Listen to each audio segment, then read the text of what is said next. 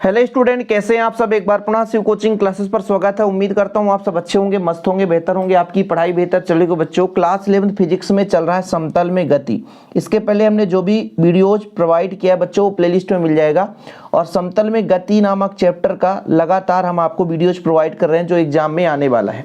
आप यदि बच्चों पहली बार आए चैनल को सब्सक्राइब कर लें, प्लेलिस्ट में इसके पहले के जो भी वीडियो हैं वो मिल जाएंगे। आज हम वृत्तीय गति के बारे में चर्चा करेंगे। वृत्तीय गति वैसे भी सबको पता है, बहुत ही सिंपल तरीके से आप लोग समझोगे। इसके बाद इसके कुछ परिभाषिक शब्दावली जैसे आवर्तकाल क्या है, आवृत्ति क्या है, इसके बारे में चर्चा करेंगे। साथ में बच्चों कोणीय त्वरण और कोणीय वेग के बारे में चर्चा करेंगे, कोणीय विस्थापन के बारे में चर्चा करेंगे। मतलब थोड़ा सा ये लंबा सेशन होने वाला है, लेकिन 10 से 15 मिनट में कोशिश करूंगा, ज़्यादा टाइम लगेगा नहीं, कंप्लीट हो जाएगा। चलिए शुरू करते हैं। सबसे पहले वृत्तीय गति। देखो, वृत्तीय गति क्या होता है कि एक निश्चित केंद्र है और उसके चारों ओर निश्चित दूरी को मिलाने वाली एक पथ वृत्तीय पथ कहलाती है, वृत्तीय मार्ग कहलाती है। मतलब हमारा एक सेंटर पॉइंट हो गया, इसके समान दूरी पर चारों ओर, ठीक है, मिलाने वाली एक जो पथ है, रास्ता है, वो वृत्तीय पथ कहलाता है। और इसी वृत्तीय पथ पर, वृत्त की परिधि पर जो वस्तु गति करता है, उसके गति को हम बोलते हैं वृत्तीय गति। ठीक है, मतलब जब कोई वस्तु वृत्तीय मार्ग पर, वृत्तीय मार्ग मतलब समझ गए कि एक निश्चित सेंटर पॉइंट है।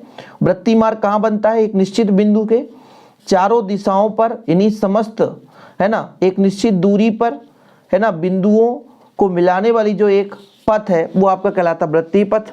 और उसी वृत्तीय पथ में या वृत्त की परिधि पर गति करने वाले वस्तु के गति को हम बोलते हैं बच्चों वृत्तीय गति।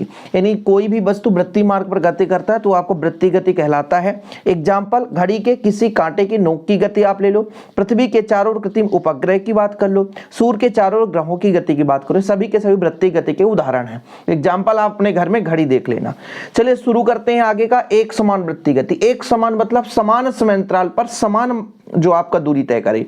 भाई आप देखो, घड़ी के कांटे को, किसी भी कांटे को ले लो, ये सेंटर पॉइंट है, 5 मिनट में मान लीजिए ये 12 से 1 तक पहुंचता है तो बिल्कुल सही है।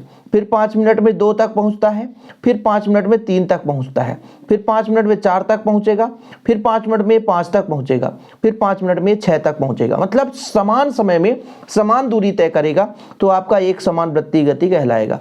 इसी प्रकार से ये आगे भी क्रम चलता रहता है। घड़ी का जो कांटा है एक समान वृत्तीय गति का मुख्य रूप से उदाहरण है। तो जब कोई वस्तु एक समान चाल से वृत्तीय मार्ग पर गति करता है, एक समान चाल मतलब समान समय में समान दूरी तय कर रहा हो, तो उसे हम एक समान चाल कहते हैं। अर्थात समान समयांतराल पे परिधि पर समान दूरी तय करती वही चीज है, चाहे समयांतराल कितना भी हो। ठीक है, सूक्ष्म हो, 5 मिनट हो, 2 सेकंड, भाई 1 सेकंड वाला भी कांटा चलता है, 1 मिनट में पूरा घूम जाता है, तो 1 सेकंड में 12 से 1 तक पहुंचता है, फिर 1 से 2 पहुंचता है, ऐसे मतलब 5 सेकंड में पहुंचता है 12 से 1 में, है ना। मतलब इसके बीच भी 5 खाने होते हैं। ठीक है, तो ये 1 से 12 से मान लीजिए तक पहुंचेगा तो 5 सेकंड का समय लगेगा। तो समान समय अंतराल पर समान दूरी जब तय करता है कोई भी वस्तु वृत्तीय मार्ग पर, तो एक समान वृत्तीय गति कहलाता है। ठीक है, आप लोग स्क्रीनशॉट लिया करें क्योंकि नोट्स आप प्रॉपर बनाते चलें। ऐसी परिभाषा 1 नंबर पे पूछ दिया जाता है। अब हम बात करेंगे आवर्तकाल। आवर्तकाल मतलब समय। जैसे हमने आपसे कहा कि भाई साहब यहाँ पर सेंटर पॉइंट है, सेंटर पॉइंट के चारों ओर एक पथ है जिसे वृत्तीय पथ कहते हैं, और इसी वृत्तीय पथ पर कोई कण गति कर रहा है, कोई वस्तु गति कर रहा है। यहाँ बिंदु ए से चलना प्रारंभ किया और चल करके फिर से इस बिंदु ए तक आया, तो इसमें जो समय लगा, यानी किसी भी वस्तु को वृत्तीय मार्ग पर एक बार चक्कर लगाने में, एक पूर्ण चक्र पूर्ण करने में, मतलब जितना समय लगता है उसे उसका आवर्तकाल कहते हैं, जिसे हम कैपिटल टी से प्रदर्शित करते हैं। इसका विमीय सूत्र तो यहाँ द्रव्यमान भी नहीं है, दूरी भी नहीं है, आपका केवल और केवल टाइम है, तो ये आपका टी हो जाएगा। और समय है, समय का मात्रक सेकेंड होता है।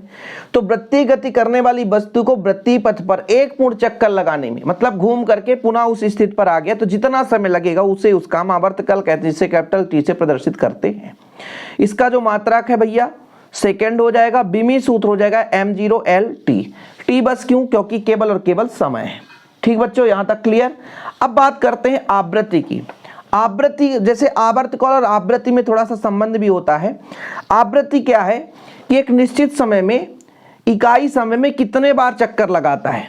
जैसे मान लीजिए सेंटर है, इसके चारों ओर वृत्तीय पथ है, मान लीजिए 1 मिनट में 10 चक्कर लगाता है तो उसकी आवृत्ति 10 बार हो जाएगी। यानी इकाई समय में कोई वस्तु एक निश्चित समय में कितने बार चक्कर लगाता है उसकी आवृत्ति है। आवर्तकाल किसे कहते हैं? आवर्तकाल एक चक्र पूर्ण करने में समय, एक चक्र पूर्ण करने में जो समय लगता है उसे उसका आवर्तकाल कहते हैं। आवृत्ति को न्यू से दर्शाते हैं, ये न्यू है बच्चों, न्यू से दर्शाते हैं आवृत्ति जो आवर्तकाल का व्युत्क्रम होता है। ये फार्मूला भी है, तो इसका यदि मात्रक कोई पूछेगा तो व्युत्क्रम है इसलिए सेकेंड इनवर्स, आवृत्ति का मात्रक सेकेंड इनवर्स हो जाएगा। वृत्ति गति करने वाली वस्तु प्रति एकांक समय में जितनी परिक्रमा पूर्ण कर लेते, जितनी चक्कर लगाती है उसे उसका हम आवृत्ति कहते हैं। इसे न्यू से प्रदर्शित करते हैं। आवृत्ति का मात्रक हर्ट्ज है या इसे चक्र प्रति सेकंड के नाम से भी कहते हैं, मतलब इकाई समय में जितने बार चक्कर पूर्ण लगाता है। हमने आपको बताया भी था कि आवृत्ति और आवर्तकाल में संबंध एक दूसरे के व्युत्क्रम है। आवर्तकाल बराबर होता है 1 आवृत्ति या आवृत्ति बराबर 1 आवर्तकाल होता है। ठीक है बच्चों, क्लियर है? यहां तक समझ में आ गया कि भाई वृत्ति गति क्या है? जब कोई वस्तु वृत्ति मार्ग पर गति करेगा तो वृत्ति गति कहलाएगा। एक समान वृत्ति गति मतलब वृत्ति मार्ग पर गति तो कर रहा है लेकिन समान समय अंतराल पर समान दूरी तय करता है। आवर्तकाल क्या है? वृत्ति मार्ग पर एक चक्कर पूर्ण लगाने में जितना समय लगेगा। आवृत्ति किसे बोलेंगे बच्चों? आवृत्ति क्या है? आवृत्ति यानी 1 सेकंड में कितने बार चक्कर लगाता है। चलिए आगे हम बात कर लेते हैं कोणीय विस्थापन। अब विस्थापन मतलब समझ गए ना, एक निश्चित बिंदु से दूसरे बिंदु तक। अब कोण कैसे बनेगा? कोण भाई केंद्र के साथ बनेगा। डायग्राम आप समझोगे तभी क्लियर हो पाएगा। जैसे हमारा ये सेंटर पॉइंट मतलब वृत्ति मार्ग है, सेंटर पॉइंट है, एक निश्चित बिंदु A है और बिंदु B है। यहां बीच का जो कोण है वो डेल थीटा है और यहां से यहां तक विस्थापन जो है वो डेल S है। ठीक है, और समय कितना लगा? डेल T लगा। अच्छा, आप लोगों ने पढ़ा होगा कोण बराबर चाप बटे त्रिज्या। कोण बराबर चाप बटे त्रिज्या, त्रिज्या हमने कहा r है। तो वृत्तीय गति करने वाली कोई वस्तु समय अंतराल में, एक निश्चित समय अंतराल में वृत्तीय मार्ग के केंद्र पर जितने कोण से वो घूम जाती है उसका हम कोणीय विस्थापन कहेंगे। क्या बोला हमने? फिर से समझो।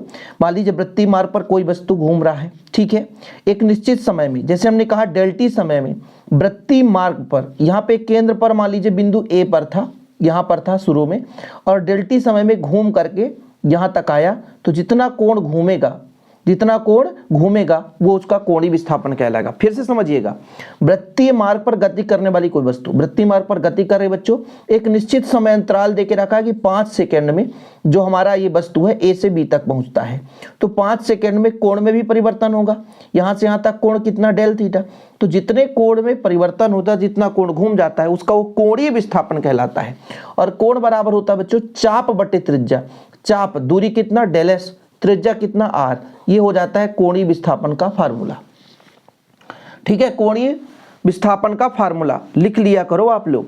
सारे के सारे फार्मूला जरूरत के होते बच्चों, एक भी आप मिस नहीं कर सकते।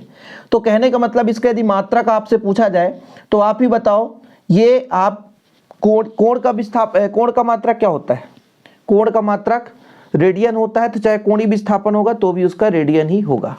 इसका विमीय सूत्र बच्चों तो यहाँ आप ले लो भैया, यहाँ पर डेल S ये भी विस्थापन है और r दोनों भी एक प्रकार से L है और L से L काटा जाएगा तो ना तो M होगा, ना तो L होगा, ना तो T होगा, और एक प्रकार से सदिश राशि है। ठीक है, ये आप लोग नोट कर लेना। कोणीय विस्थापन किस प्रकार से राशि है? सदिश राशि है। परिभाषा यहाँ पर फिर से आप समझ लीजिए कि जब कोई वस्तु वृत्तीय मार्ग पर गति करता है तो एक निश्चित समय अंतराल पर वृत्तीय मार्ग पर केंद्र से जितने कोण के साथ वो घूमता है, देखो भाई डेल थीटा घूम गया तो उसका कोणीय विस्थापन कहलाता है। स्क्रीनशॉट ले लिया करें बच्चे। ठीक है, आगे चलते हैं, कोणीय त्वरण की बात करते हैं। अब त्वरण क्या है बच्चों? कोणीय वेग में परिवर्तन की दर को क्या बोलेंगे? कोणीय वेग में परिवर्तन की दर को क्या बोलेंगे हम भैया? कोणीय त्वरण। तो कोणीय त्वरण तो ठीक है, लेकिन पहले कोणीय वेग समझते हैं। वेग बराबर क्या होता है बताओ? विस्थापन बटे समय। समय के साथ कोणीय विस्थापन में परिवर्तन की दर। अब इसको थोड़ा सा अपने माइंड में सेटअप करना है ना भाई, ये है क्या आखिरकार, इसको हम समझेंगे कैसे। चलो, हमारा एक वृत्तीय मार्ग है, ठीक है, ये सेंटर पॉइंट है। ठीक, पहले वस्तु A पर था, फिर यहाँ पर पहुँचा, B पर पहुँचा तो θ1 कोण बनाया, फिर यहाँ पर पहुँचा C पर, θ2 पर, फिर यहाँ पर आपका θ3 आपका D पर पहुँचा समय के साथ। ठीक है, कहीं ना कहीं कोणीय विस्थापन में परिवर्तन हो रहा है ना, पहले θ1 था, फिर θ2 हो गया, फिर θ3 हो गया। तो कोणीय विस्थापन में परिवर्तन समय के साथ, कोणीय विस्थापन में परिवर्तन को हम बोलते हैं कोणीय वेग। भाई वेग मतलब स्थान बदलेगा तभी तो उसके वेग में परिवर्तन होगी। तो इसका फार्मूला होता है कोणीय वेग का कोणीय विस्थापन बटे समय अंतराल। क्या होता है बच्चों? कोणीय विस्थापन आपका डेल टी है, समय अंतराल del T, del theta upon del T हो गया। कोणीय वेग को ओमेगा से दर्शाते हैं। किससे दर्शाते हैं? कोणीय वेग को ओमेगा से दर्शाते हैं, del theta upon del T. कोणीय विस्थापन आपने पढ़ ही लिया भाई, एक निश्चित समय अंतराल पर कितना चला, लेकिन बार बार परिवर्तन हो रहा है तो वहां पे कोणीय वेग हो जाएगा। लिमिट यदि लगाएंगे अल्प समय के लिए तो d t upon d theta upon D t हो जाता है। ठीक है, अल्प समय के लिए बात की जा रही है, एकदम तात्क्षणिक अल्प समय की बात, इसलिए हो जाता है। इसका मात्रक हो जाएगा रेडियन प्रति सेकेंड। विमीय सूत्र हो जाएगा m0 L t की पावर 1 से भी एक प्रकार से सदिश राशि है। मुख्य रूप से इनका फार्मूला और परिभाषा तैयार रहना चाहिए। इसके बाद कोणीय त्वरण होता है। यदि कोणीय वेग हो गया ना, अब कोणीय वेग में परिवर्तन की दर को हम कोणीय त्वरण कहते हैं। अब आप लोग त्वरण पढ़े हैं तो यहाँ पर रेक्टिफिकेशन की जरूरत ही नहीं है कि समय के साथ किसी वस्तु के कोणीय वेग में परिवर्तन की दर को उसका कोणीय त्वरण कहते हैं। कोणीय वेग आप समझ ले भैया, कोणीय विस्थापन में परिवर्तन कोणीय वेग कहलाता है समय के साथ। अब वहीं पे यदि कोणीय वेग बदल जाए समय के साथ तो आपका कोणीय त्वरण कहलाता है, जिसे अल्फा से दर्शाते हैं। तो कोणीय वेग को ओमेगा से दर्शाते हैं, कोणीय त्वरण को हम अल्फा से दर्शाते हैं। याद रखिएगा आप लोग, कोणीय त्वरण को हम अल्फा से दर्शाते हैं। और अभी आप जब वृत्तीय गति पढ़ोगे ना और उसके लिए एक त्वरण के लिए व्यंजक निकालोगे तो काम आएगा, इसलिए आप लोग प्लीज इसे आप अच्छे तरीके से तैयार कर लें। कोणीय त्वरण क्या है? कोणीय वेग में परिवर्तन की दर समय के साथ। यदि मान लीजिए कोणीय त्वरण अल्फा है तो कोणीय वेग में परिवर्तन डेल ओमेगा हो जाएगा, समय के साथ डेल टी के साथ। अल्प के लिए हम बात करेंगे तो D omega upon D T आ जाएगा। क्या हो जाएगा? D omega upon D t हो जाएगा। ठीक है, फिर ओमेगा का मान रखोगे, जैसे मैं यहाँ पे थोड़ा सा समझा देता हूँ तो आपको क्लियर रहेगा। जैसे मैंने कहा कि ये आपका कोणीय त्वरण है, इसका फार्मूला है del omega upon del T. यदि सूक्ष्म समय के लिए लगाओगे तो लिमिट हो जाएगा डेल टी, अत्यंत सूक्ष्म समय, del omega upon del T. तो इसका हो जाएगा D omega upon D T. ठीक है बच्चों, अब चूंकि आप लोगों ने पढ़ा होगा अभी ओमेगा का मान क्या है? D theta upon D T होता है कि नहीं? तो यहाँ पे वैल्यू पुट कर दो तो आपका हो जाएगा डी अपान डी टी और ये हो जाएगा D theta upon D T. तो ये जब हो जाएगा तो D square theta upon D T square हो जाता है। तो ये कहाँ से आ रहा है वो चीज़ मैं समझा रहा हूँ। ठीक, ये हो गया। इसका मात्रक हो जाएगा रेडियन प्रति सेकेंड स्क्वायर, रेडियन प्रति सेकेंड स्क्वायर, और यहाँ हो जाएगा टी की पावर -2। प्रकृति कैसे बच्चों? सदिश राशि है, तो इसको भी लिख लेना। ये एग्जाम में केवल और केवल 1 नंबर या 2 नंबर में क्वेश्चन पूछ दिए जाते हैं। कोणीय त्वरण से आप क्या समझते हैं, कोणीय वेग से आप क्या समझते हो। इसके आगे के जो मैं आपको प्रोवाइड करूंगा लेक्चर वो तो काफ़ी महत्वपूर्ण रहेगा, वेरी वेरी वेरी इंपॉर्टेंट रहेगा वो क्वेश्चन। प्लीज़ आप उसे बिल्कुल मिस मत करना। अभी 1 2 3 व्यंजक आएंगे जिसे आप लोगों को मिस नहीं करना है। अब ये तो छोटी छोटी पॉइंट थी भैया, यदि क्वेश्चन आ जाए ऑब्जेक्टिव बन जाए तो फिर दिक्कत ना हो आप लोगों से। ठीक है, यहाँ से ऑब्जेक्टिव क्वेश्चन कई बार पूछा गया, इसलिए मैं इस टॉपिक को कवर करा रहा हूँ। आज के लिए इतना ही, मिलते हैं अगली वीडियो के साथ बच्चों। जय हिंद, वंदे मातरम।